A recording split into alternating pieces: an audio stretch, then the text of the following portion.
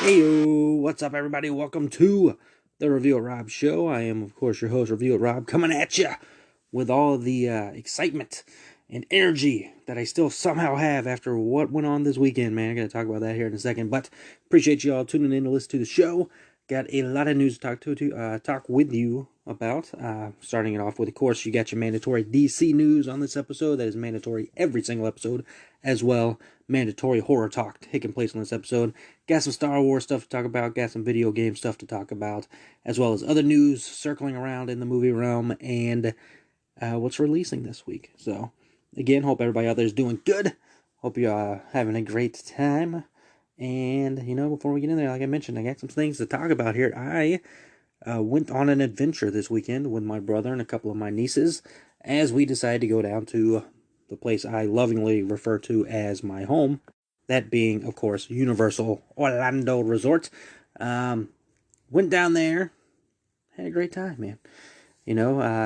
Rode the rides that we, could ride.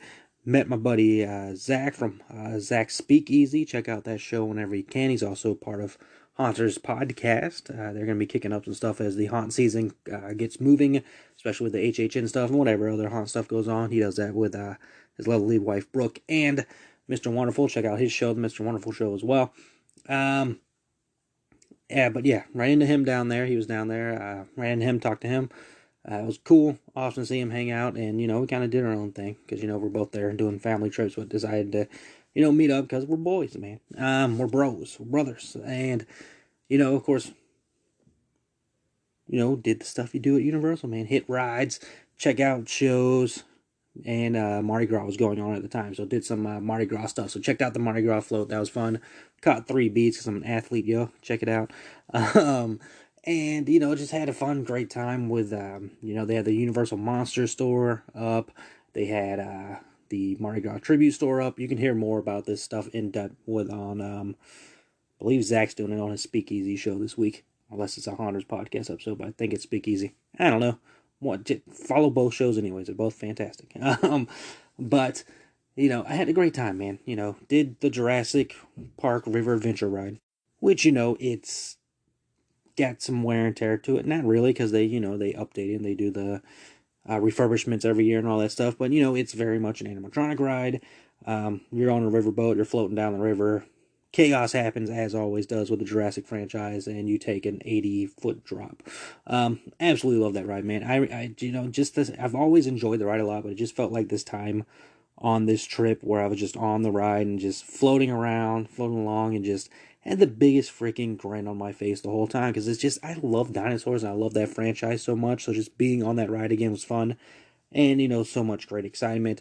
Did the Spider-Man ride, which is always fun. E.T. did that. That was fine.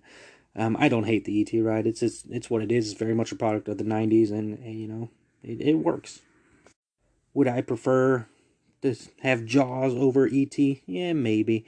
But, you got Diagon Alley out of it, so I can't be too upset that Jaws is gone, even though it should still be there. And, maybe move it to another part. Hey, get rid of the Lost Continent, put it there. I don't freaking care.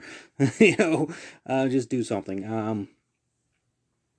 And, other stuff happened. I did the Transformers ride. It's what it is. Basically Spider-Man, but with Transformers, but not as good of a story.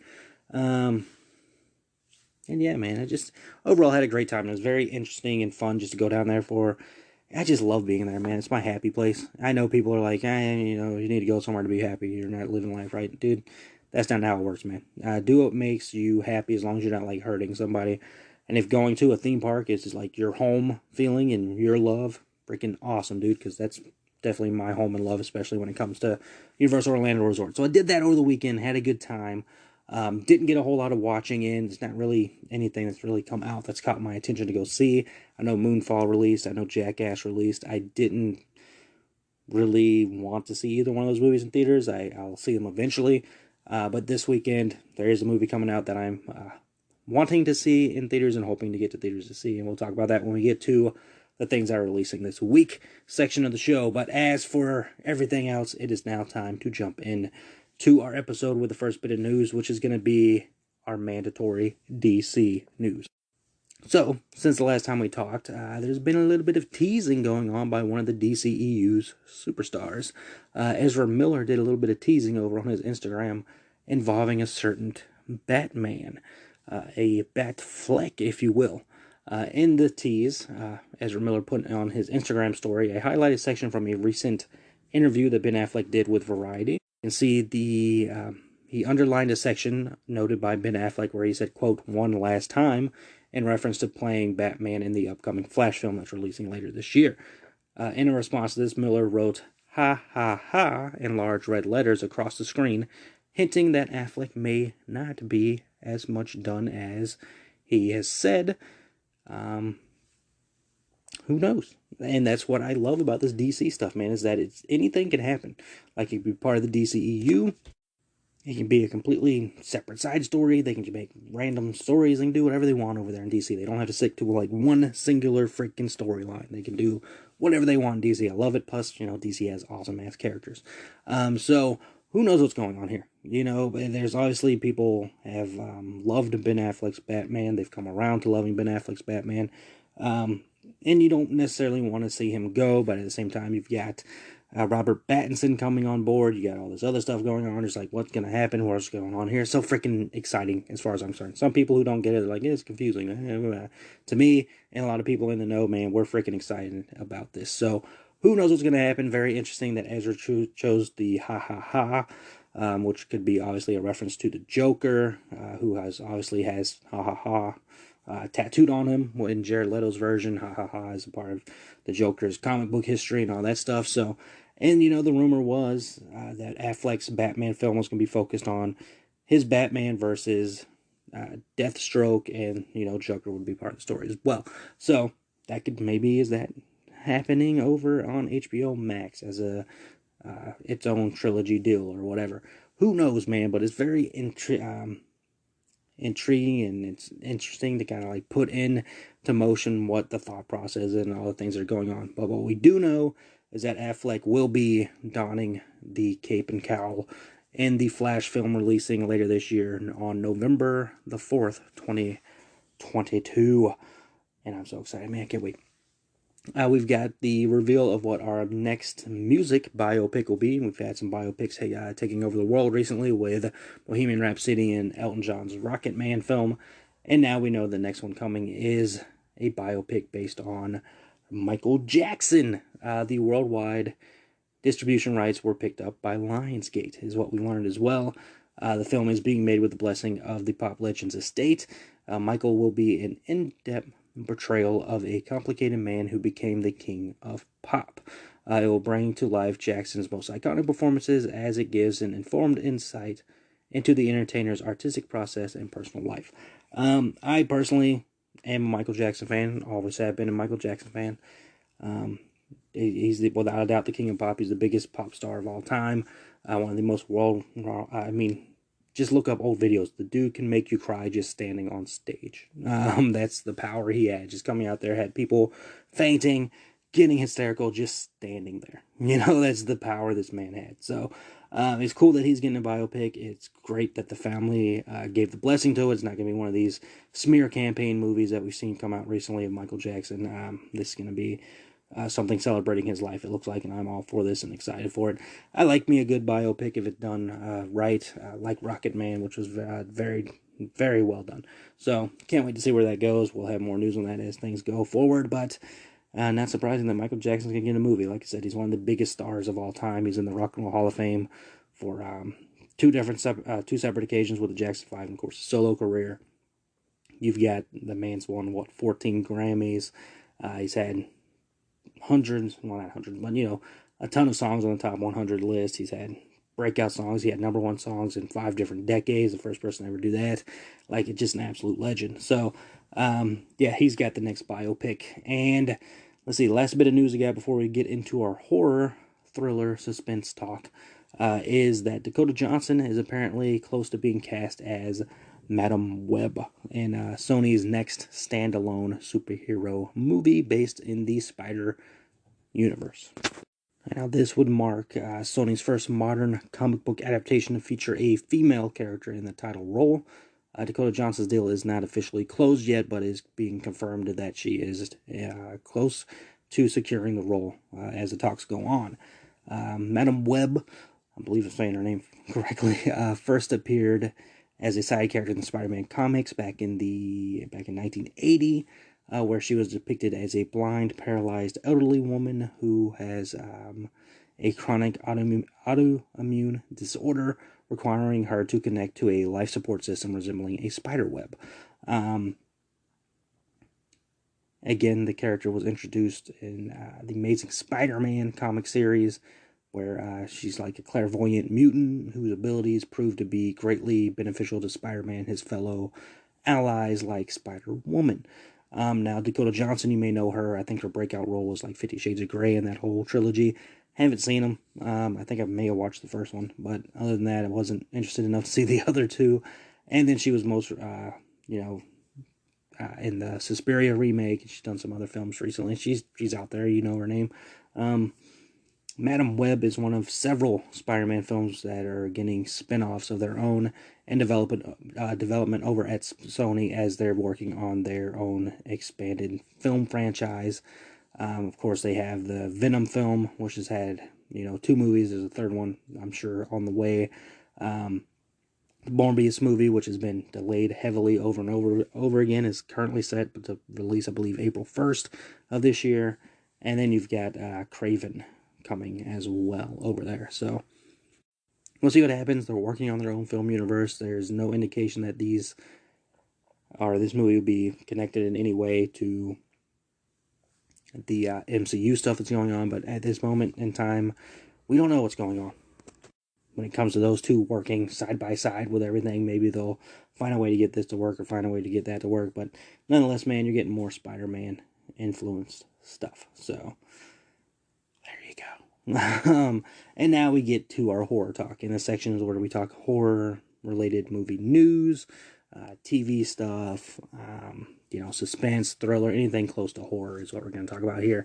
Starting off with, of course, the news that broke that after its huge box office success, the Scream franchise is getting another film, in which we can pretty much call Scream 6 right now, as Spyglass and Paramount Pictures have given the green light to move forward with the next installment in the franchise, bringing back the team that helped put together the most recent Scream film, which again has had a pretty good box office success. So, not surprising, again, with the fact that it made money.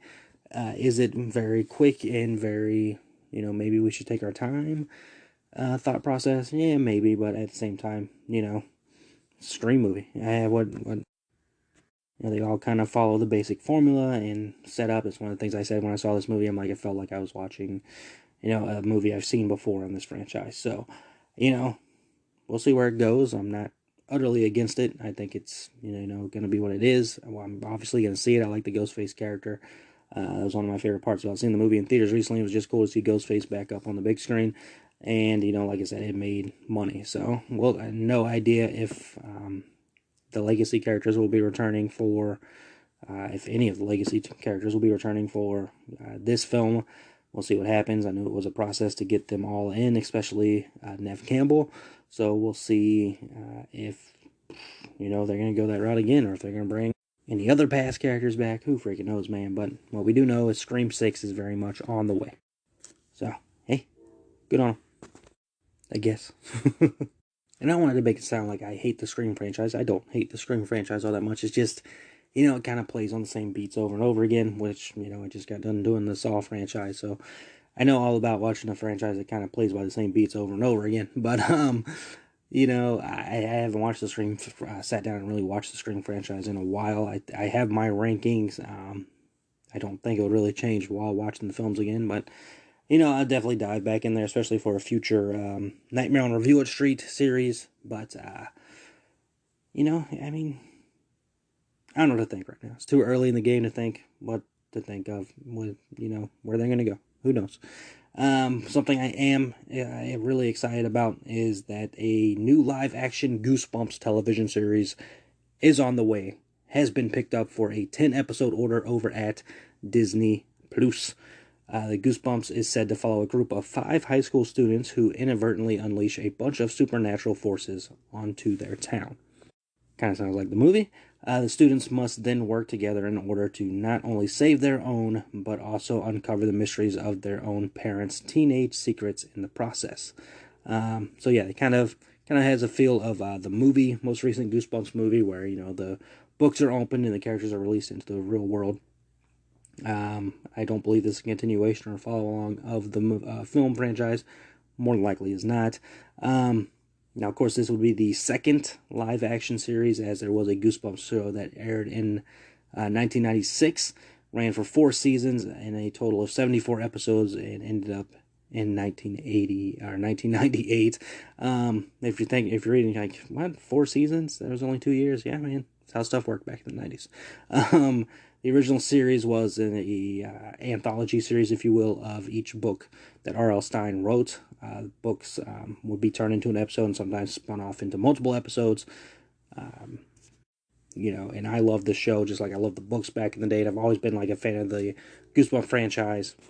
And I was excited about the movie when it came out. I saw it in theaters, watched the second film, what it is. And freaking R.L. Stine, man, I don't know if you want to call it like a renaissance or whatever, but he's been very heavily out there recently. This would be the second series that he's done over there at Disney Plus, where he recently did the Just Beyond series, which was based on his graphic novels.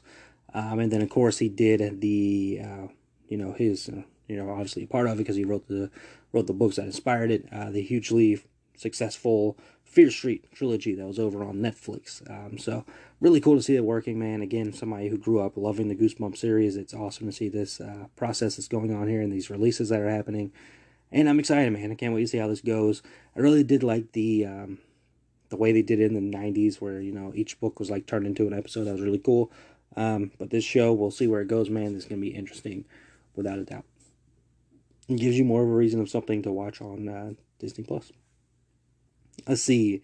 Eddie Izzard has been cast as Dr. Nina Jekyll in Dr. Jekyll. The film is going to be a modern interpretation of course, the iconic 1886 novella, The Strange Case of Dr. Jekyll and Mr. Hyde. The film will follow the reclusive Nina Jekyll finding friendship with her newly hired help, Rob. Oh shit, I'm in this movie? Hell yeah, let's go, dude. Played by emerging actor Scott Chambers. Motherfucker.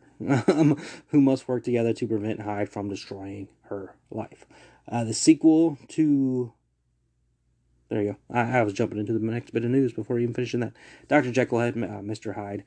Great freaking, story, right? I mean, good times. We all get it. We understand it. Classic story that's lived on through decades. So, can't wait to see how that turns out there. Now into the next big news. The sequel to Jason Statham's shark thriller film, The Meg, has officially begun shooting. Of course, if you don't know what The Meg is, it's pretty much a film about a murderous 80-foot prehistoric shark attacking things. I saw the first Meg movie. I don't remember much about it. The only thing that's coming to mind is that when they had the dog swimming out the water and then the dog turning back around and swimming back to the boat. Other than that, I don't remember much about the movie. Shark movie, horror, thriller thing. It's not Jaws. It's kind of the problem these movies run into is like, there's Jaws and then there's all the other ones, right? So, is that a fair statement? No. Is it an accurate statement? Fucking yes, it is. So I mean, we'll see where it goes. I mean, good on them. Obviously, it made enough money and did enough press for it to where it's gonna get a sequel.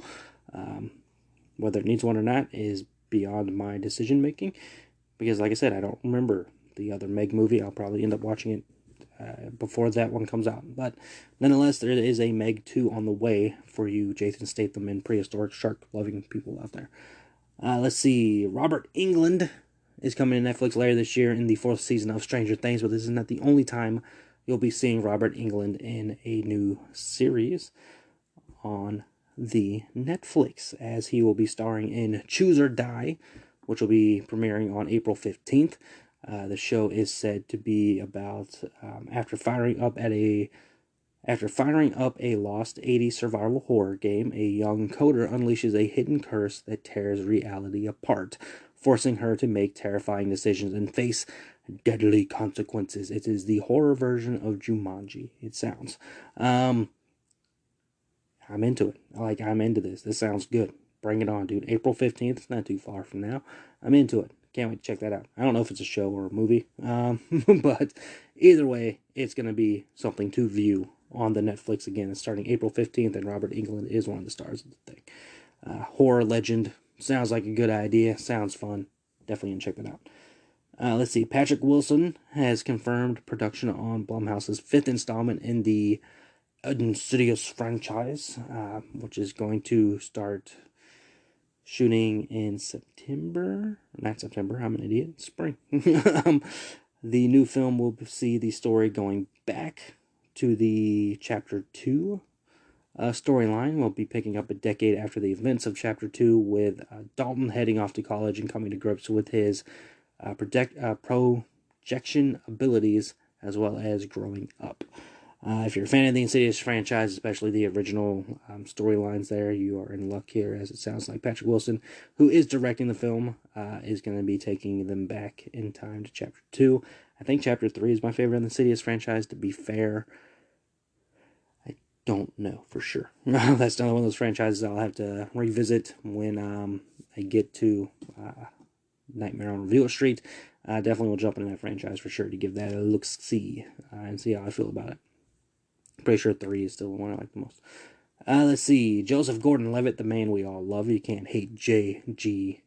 He will be playing Jim Jones in a film titled White Knight, which is a psychological thriller based on Jonestown survivor Deborah Layton's memoir, Seductive Poison. Chloe Grace Moretz will be playing Layton in the film. Jones was the leader of the People's Temple religious organization, who was behind a mass casualty event in 1978, during which 19 of the followers died after drinking poison at his behest. The incident occurred at in Jonestown, or at Jonestown Commune, in, just insanity. Now, you may remember that there is a Leonardo Dicaprio movie in the works as well, where he's playing Jim Jones, which is titled Jim Jones. Both films are dealing with pretty much the same subject matter, but it does sound like the films will be taking different approaches to it. White Knight seems to be like a more approach to examining Jonestown through the lens of a survivor, as the DiCaprio film is more focused on Jim Jones himself. So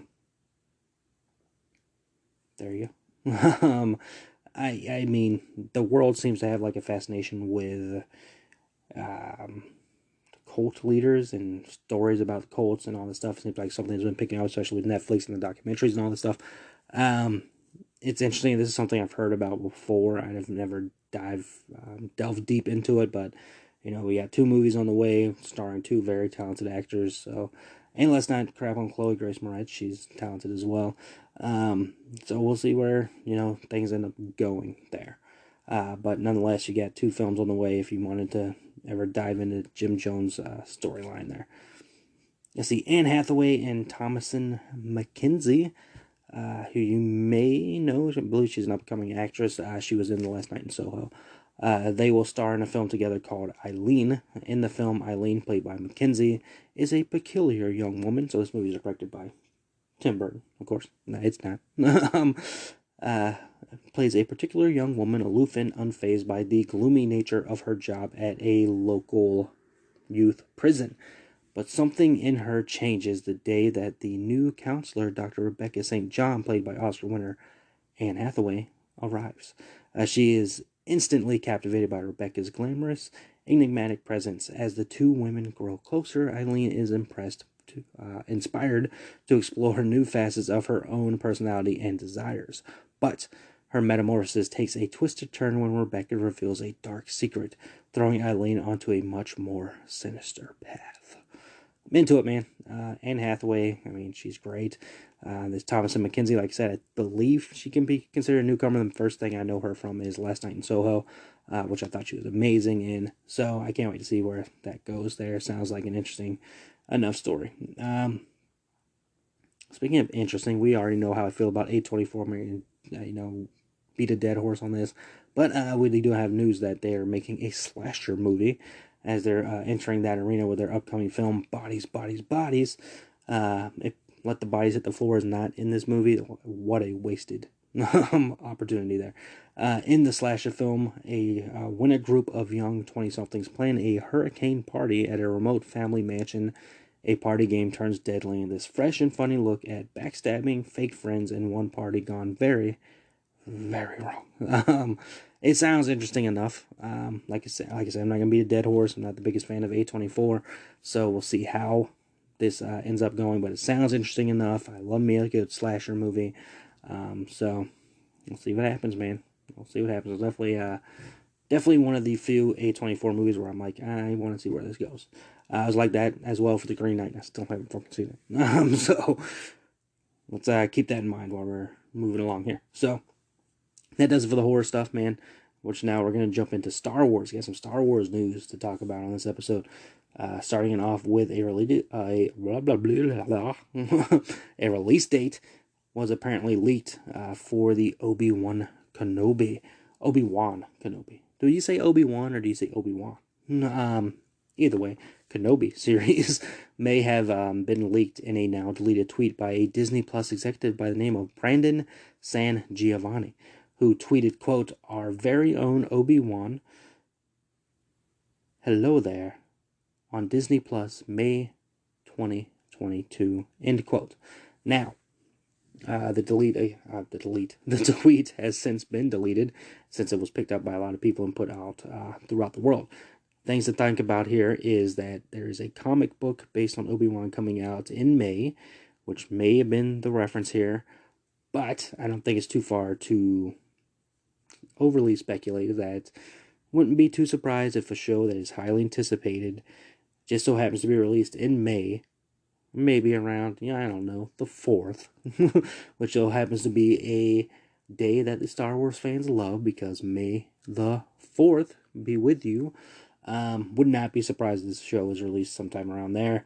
The only thing we really know about the show was the brief teaser we got during, what was it, like Disney Day or Disney Plus Day or whatever the fudge.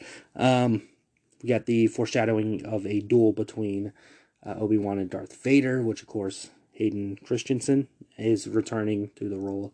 But other than that, we don't really know much else about the show, but I am excited about it. I like Star Wars, like the Star Wars world. It's fun to watch the Star Wars stuff. With that said, I've not seen a single episode of The Mandalorian. I think I saw the first one, trying to watch it with my brother. Did not go well.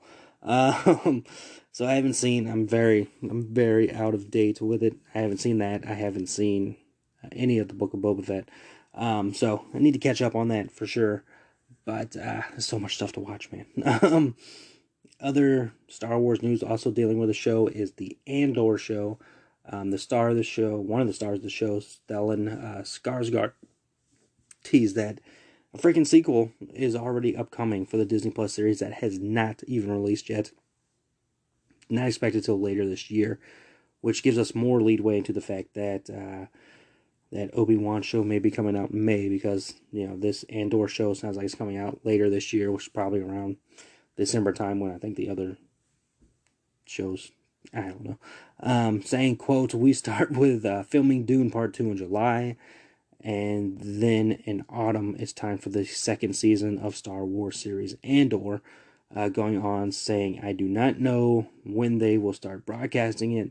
It will take some time so that it does not take too long between season 1 and season 2, end quote." So it sounds like they're rushing the Andor show. They don't want too much time to be spent between the two seasons, according to Stellan Skarsgård here. The Andor show features Diego Luna reprising his role from the Rogue One film of course, Cassian Andor. The show is set 5 years after the events of Rogue One. The series will follow the adventures of the titular hero, rebel spy, during the formative years of the rebellion. It will explore tales of espionage, and daring missions to restore hope to a galaxy in the grip of a ruthless empire. Production is underway currently for the first season of Andor over there in the UK. So there you go, man. That's your Star Wars news. Now we're jumping into the video game news, baby, which was gonna have to start off with extremely unfortunate and sad news to have to report this. But apparently, I'm not. I'm gonna be honest with you. I'm gonna say it afterwards why I'm not, but I'm not too surprised this is happening. Rocksteady Studios Suicide Squad Kill the Justice League is getting pushed to 2023. The game was expected to release sometime this year. It was never given an actual release date for the year. Same with Gotham Knights and Hogwarts Legacy, which do not officially have release dates for the year. According to Warner Media Chief Executive Officer Jason Kilar, he recently tweeted that Warner Brothers was going to be, quote, delivering of a full slate of highly anticipated games, in which he posted about Gotham Knights and Hogwarts Legacy. Suicide Squad was not mentioned at all on that list when he brought it up, which was, I guess we could have taken as a hint that it was not going to be something that was going to be released this year, but it is a positive that Gotham Knights and Hogwarts Legacy is still on track to release this year. And it's another reason why I'm not surprised Suicide Squad is being pushed back to 2023 is because why would you release two big games in your world at the same time like this? I think that's kind of, I know there's plenty of time in the year and all that, but it just seems like, we don't really have any hard information on when Gotham Knights is coming out, so it's not too surprising, that you push it back, give this year to Gotham Knights, give next year to Suicide Squad. I think it's a win-win either way, so yeah, we'll see where that goes. But again, speaking of Hogwarts Legacy, there's no official release date, but a new art book based on the game is slated to release on September 6th, so this could mean that the game could possibly debut sometime around there. Would not be surprised if it's released close to, of course, the holiday season for the Christmas gifts or what have you. So we'll see. Obviously, I'll keep you posted on where that's going. I'm highly anticipating that game. As well, I'm interested in the Gotham Knights game, man. So we'll keep you posted if we ever get some actual release dates for those bad boys. Speaking of awesome releases possibly coming, Supermassive Games, who is behind, of course, the Dark Pictures anthology and the game that I love so much, Until Dawn, has recently apparently filed for 5 new trademarks over there in Europe for what appears to be new entries in the series. Supermassive has now registered the following names with the European Union Intellectual Property Office. We've got the Dark Pictures, The Craven Man. The Dark Pictures presents Oh Death, which, oh my god. I'll get back to that in a second. The Dark Pictures Directive 8020, the Dark Pictures Intercession, and the Dark Pictures Winter Fold. This is not too dissimilar to how we learned about the Devil in Me game that was released on the same by the same Twitter user back in July after they found the trademarks being registered for the EU IPO. So the Devil in Me that's currently in development, supposed to release sometime this year. Again, like I said, God, if you haven't, go play Until Dawn. The game is so good. And check out the other entries in the Dark Pictures anthology. Man and Maiden, Little Hope, House of Ashes, and then, of course, The Devil in Me is coming out sometime this year. But yeah, let's go back to this. Freaking The Dark Pictures presents Oh Death. If that's a sequel to Until Dawn, I'm going to lose my mind. And the reason I'm going into there is because the song that plays around the opening of Until Dawn is a song called Oh Death. So, what the hell? I am highly anticipating, excited, and want to know what that is, man. That's got me very interested. I know there's a VR Until Dawn game out there and all that stuff. I don't believe it's like an actual sequel.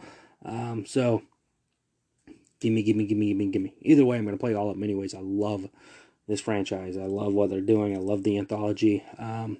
5 more games, so I'm assuming this is like a season 2 kind of deal. God, I'm so excited, man. So excited for this. Alright, let's see. And that does it for the news. So there you go. You got your mandatory DC, mandatory horror. You got some freaking Star Wars stuff and other stuff. So now we go into what's releasing this week. What can I watch this week, you ask? I've got some things you can watch this week, starting off with One of the two films that I'm anticipating this month. Kind of a slow month in my opinion. So the first movie we're gonna talk about here is Death on the Nile. Star-studded cast. This movie is going to be PG-13. Is a mystery thriller crime film. It is 2 hours and 7 minutes, and will be only in theaters.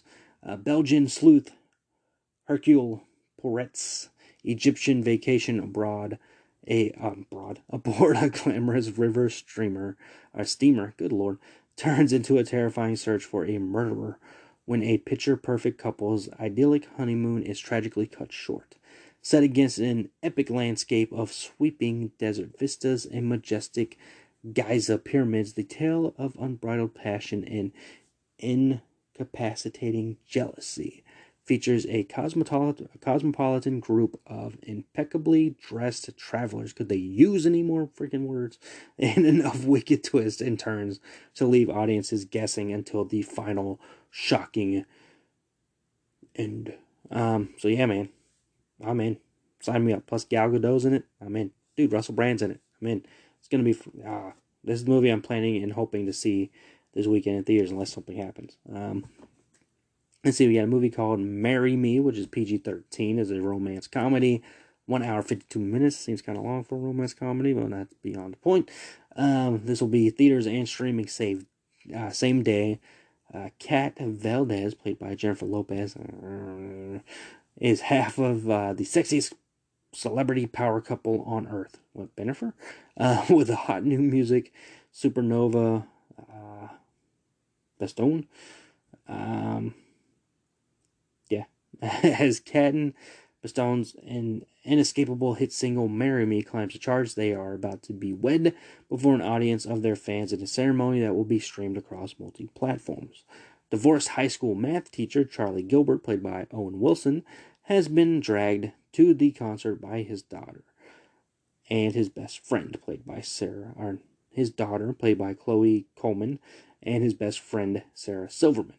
While Kat learns seconds before the ceremony that Bastain has cheated on her with her assistant, her life turns left as she has a meltdown on stage, questioning love, truth, and loyalty. As her world falls away, she locks eyes with a stranger, a face in the crowd. And then, I don't want to keep reading this. It's a Jennifer Lopez movie. I don't think I've ever liked a single Jennifer Lopez movie. Nothing against her. It's just I don't think I've ever liked a single one of her movies. You've seen the trailer probably. That falls apart. She finds out he's cheating. She looks in the crowd. She sees Owen Wilson. They get married, or they're gonna get married. Yada yada yada. Whatever. Marry Me. That's gonna be streaming and in theaters at the same time. Let's see. Student Body mystery thriller horror. Yes, 1 hour 28 minutes. Good freaking length of time for a movie like this. Limited theaters and streaming. When a brilliant Jane Shipley's math teacher oversteps his bounds, an apathetic high school administration forces Jane. What? Apathetic high school administration forces Jane and her childhood best friend to take matters into their. I'm struggling. Take matters into their own hands, inciting dangerous and deadly consequences. Okay, that's interesting. And Kevin Smith's daughter is going to be in this movie, Harley Quinn Smith. So there you go. Let's see. Black Light, PG-13, action, mystery, thriller, 1 hour, 45 minutes. This will be in theaters. Trust, identity, and the danger of unchecked power push a covert operative to the edge in director Mark Williams' intense action thriller, Black Light. Travis Block, who's played by Liam Neeson. I thought that dude was retiring like years ago from action movies. Whatever. Travis Block lives and fights in the shadows. Freelance government, quote, fixer, Block is a dangerous man whose assignments have included extracting agents out of deep cover situations. When Block discovers a shadowy program called Operation Unity is striking down ordinary citizens for reasons known only to Block's boss, FBI Chief Robinson, he enlists the help of a journalist, but his past and present collide when his daughter and granddaughter are threatened. Don't threaten Liam Neeson's daughters in the movie, man. So now Block needs to rescue the people he loves and expose the truth for the shot at redemption. Nothing and no one is safe when their secrets are hidden in black light. All right, let's see. We got The In-Between romance drama, PG-13. This is streaming. The In-Between is a supernatural love story that centers on a teenage girl, Tessa, played by Joey King, the very talented Joey King. Tessa, who, after bouncing around in foster homes for most of her childhood, doesn't believe she deserves her own love story. Aww. Everything changes after she has a chance encounter with Skylar, a senior from a neighboring town who's a true romantic. As her heart begins to open, tragedy strikes when a car accident takes Skylar's life while Tessa survives. What? Okay. Was this freaking Ghost? As Tessa searches for answers in the aftermath of the accident, she soon believes Skylar is attempting to reconnect with her from the afterworld. With the help of her best friend and newfound belief that love never dies, Tessa attempts to contact Skylar one last time in order to give their love the epic ending it deserves. Aw, teen romances. Alright, and final one we got here is Kimmy, rated R, mystery and thriller, 2 hours and 29 minutes. Good Lord. This is streaming on HBO Max.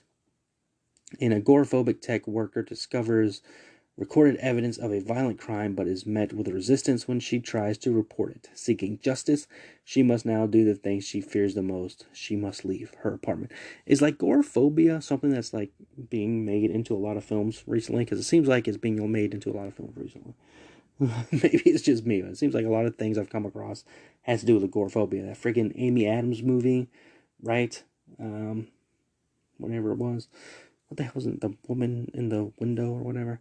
So yeah, either way, I am interested in the movie. I did see this trailer. Did seem interesting enough. Reading that synopsis does seem interesting enough. 2 hours, 29 minutes, maybe pushing it. But I'll watch it, especially it's on HBO Max. So I'll check it out, man. So Kimmy and definitely Nile have my attention the most this week. For sure. So that'll do it for the news and the stuff that's releasing this week. But we're gonna talk about what I watched since the last time we talked. I don't know why I'm going in a super southern accent. That's beyond the point right now. But I'm just killing time, honestly, to pull up the trailer for what I'm going to talk about here. So give me a second here. Don't make any noise. Don't make any noise. Don't make any noise. All right, cool.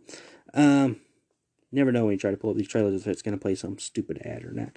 So, here we go, man. I got the trailer ready for you. I'm going to go ahead and hit this trailer, and after it, we're going to talk a little bit about this. Not going to go too long on it, but we're going to talk about it for sure. So, here is the trailer. He was the consummate character actor. A character actor who became a star. That face was just so magical. There is not a single movie I've ever done that is not under the shadow that this man casts. This storm will be magnificent. He kind of backs in to the scene and turns around slowly in the lights, and there's that face. You can't imagine a better entrance. You can show that image to almost anyone in the world. What's this? Frankenstein. In The Bride of Frankenstein, they virtually crucify the monster. I saw my Messiah. The gods will receive into the underworld the spirit of Ankh's and Amun. He had just an extraordinary career. I mean, everybody raves about him. People think of him as either British or Russian, but he was actually of Indian descent. There were various things he didn't want to talk about. What was he running away from when he left home? What was he frightened of? He becomes kind of a lovable uncle. He was Uncle Boris. He was a very, very interesting, complex man. But he's always an outsider, always feels he doesn't quite belong. You'll never get rid of me, darling. I think there's an enigma. There's a real mystery at the heart of Boris Karloff, and no one's quite cracked it yet. Certain actors bring the camera to them, and Karloff had that power. Alright, man, that was the trailer for Boris Karloff, the man behind the monster. I was super stoked to check this out. Before we do that, getting ahead of myself a little bit here. The film, or the documentary, excuse me, has a 95% rating on Rotten Tomatoes, and I think like a 7.7 out of 10.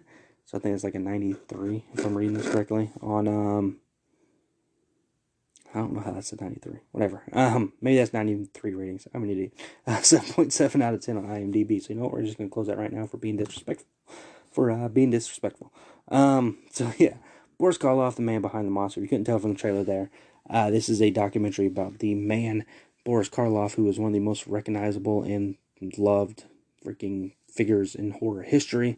Who, of course, was behind the Frankenstein monster, as well as many other classic horror films and other classic things in film in general. The Grinch, heard of it? So yeah, interviews throughout with it. You know, you've got Guillermo del Toro on this thing. You got Roger Corman, John Landis. You know, freaking who's who essentially. You got some old recordings of Boris Karloff's talking about some of his films and all that stuff. Man, I'm highly anticipating this because obviously, this guy, became a huge... Actually, I mean, it kind of goes in the documentary. He didn't necessarily become a huge star after the first Frankenstein film. As you'll learn in the documentary, it was just weird to think about now in this day and age where, like, freaking Frankenstein's monster is so iconic, and that movie is just a freaking... I don't know what the word I'm looking for, but it's like one of the most recognized and beloved films ever, right? When you think of horror movies, you're like, oh, freaking Frankenstein's monster and the Universal monsters and all that, which Boris Karloff did, and, The Mummy and countless other things with them. It's an interesting documentary to kind of look into because, for me, I know the name Boris Karloff, and I know Frankenstein's monster, and, things of that nature, but I've never, done a deep dive necessarily into the man's career or, honestly, I just watched Frankenstein for the first time after watching this documentary because they are both on Shudder. Speaking of, again, I talked about it last week. I'll talk about it to the end of time. I love the Shudder streaming service, and they have a Boris Karloff collection which I've been going through slowly throughout the week. Because after I finished watching the documentary, which is part of that collection, I watched Frankenstein, and then I watched oh Lord, it's escaping me now. It's the Old House or whatever. Close. I forgot the word dark. The Old Dark House. That was part of it, and there's a couple more movies part of the collection that I'm definitely gonna highly anticipate checking out. I think Bride of Frankenstein's the next one for me. But I enjoyed the documentary. It's not like it's built in a different way. Like, kind of starts off talking about some of his famous stuff, and then it goes into like the start of his career, and you kind of learn about some of the struggles he went through and how even when something you would think it was a big success wasn't necessarily a big success for him and things of that nature. And it's like it was interesting, it's intriguing, and it's cool to go through there and learn some things about the man. I do recommend watching the documentary. I recommend getting Shudder in general. After that, I watched Frankenstein for the first time, and I really enjoyed it. I mean, there's one part of the movie that I'm kind of like, doesn't necessarily make sense, but doesn't ruin the movie by any means. I can understand why it's an absolute classic, and it is an absolute classic. It's just, and then after that, I watched the Old Dark House, which I enjoyed the whole time. I might have even liked it more than Frankenstein, to be completely honest with you. And it's so cool watching these movies that were like released in the 30s, like 1931 and 32 respectively, and just seeing how it is. Like, I love horror movies, and I just seeing the progression of some things have gone through. We live in a day and age where it's not every horror movie, but a lot of horror movies rely on gore and, shock factor in this day and age, and let's have them make them so shocking and out there. And then you look at these movies that came out in the 30s, you're like, man, like, they don't have to do all that stuff to get you. Like, just seeing the monster for the first time, you're like, yeah. And you see the mannerisms and the movement and all that stuff. Like, in a time where story and acting is what, it was the main thing to deliver, what they needed to get through to you. It was just so cool to watch, man. I can't wait to watch these other movies and go through all these things. It's so awesome just to watch these old things. And I have a mind that's wide open to everything when it comes to movies. I'll watch it. eventually at some point. If I don't want to watch it now, I'll eventually watch it sometime down the line, or I'll come to it in some way, shape, or form. And, you know, when it comes to horror movies and all that stuff, you know, I have a very open mind, man. Like, give me all the horror content you can give me. If it fucking sucks, it fucking sucks, but I'm just cool. I'm glad to watch it, you know? In a way, you know, sometimes it's like, oh, this is maddening, but, you know, what can you do? But it's so cool just seeing, like, the roots and the everything to deal with this and deal with that. And freaking, while we're on the subject, the freaking posters for these movies back in the day, mwah, brilliant. God, so brilliant, dude. Just the posters are so incredible. Like, just everything back then, dude. Like, that's one of those things where people, like, if I had a time machine, I'd go back to, you know, so-and-so decade or so-and-so time. Like, I want to go back to a time when, like, horror movies were so, like, out of the ordinary. And there weren't, like, you had to get, like, a freaking disclaimer. And they had to warn you before going into these movies, like, be warned, things are gonna get out of hand, it's gonna be crazy, you may pass out, you know, you're gonna faint, you could, you know, oh, God, amazing time to live in. And I'm not upset about the time I live in now, man. I enjoy the fact that we get a ton and a lot of horror movies and all that. Don't get me wrong, there's stuff that's very enjoyable about the time we live in. It's just, it's cool to see, like, this stuff and go back in this time. And, you know, definitely, when it comes to the documentary, just seeing, you know, the steps he had to go through and what he went through, and, you know, the time he spent in becoming Frankenstein's monster, the even more time that he spent in becoming the Mummy for, like, barely any screen time. It's like, and I still haven't seen that movie. I gotta check that movie out. So I believe it's on, or in the collection as well, Shudder. It's just, it's so fascinating, man. It's very fascinating. So yeah, I definitely recommend getting Shudder in general. But, like, getting, you know, checking out the documentary, worth it. It's on Shudder. You can rent it on some other services if you don't get Shudder, but I mean, come on, just get Shudder. And check out all these other classic movies they got there in the Boris Karloff collection. Like I said, it's cool to dive into, you know, some of his life. I don't think the documentary is, like, maybe it is, I don't know. It's like an hour and 30 minutes. You know, they don't do, like, a deep dive and everything, but they give you, you know, they talk about the stuff he went through and how he was trying to get a job here, and how much he went through to get a job, and how he had to work, and even when he got a big role, he still had to keep ticking away and getting to where he needed to get to until, you know, he became the man behind the monsters and all that stuff. And you learn about his childhood life and so much trauma he went through and all that stuff, and it's a good documentary, man. It was fascinating to watch as far as I'm concerned, and just seeing, you know, and this isn't a full review of, you know, Frankenstein or the old Dark House or anything like that. Maybe I'll do that later on.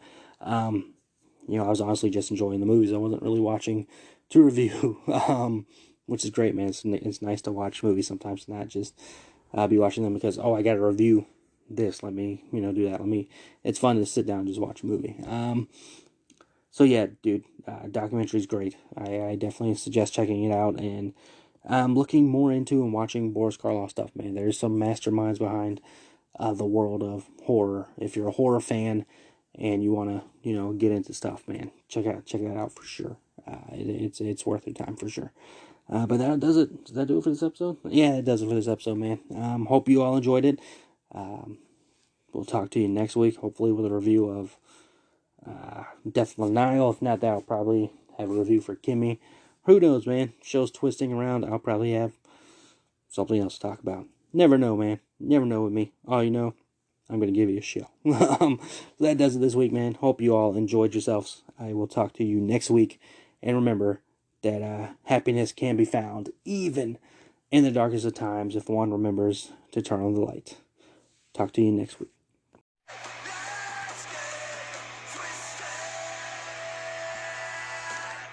Thank you for joining me this week. Make sure you hit the subscribe button to get updates on all new episodes. As well, follow me on Twitter at review_it_Rob. Stay tuned for more adventures.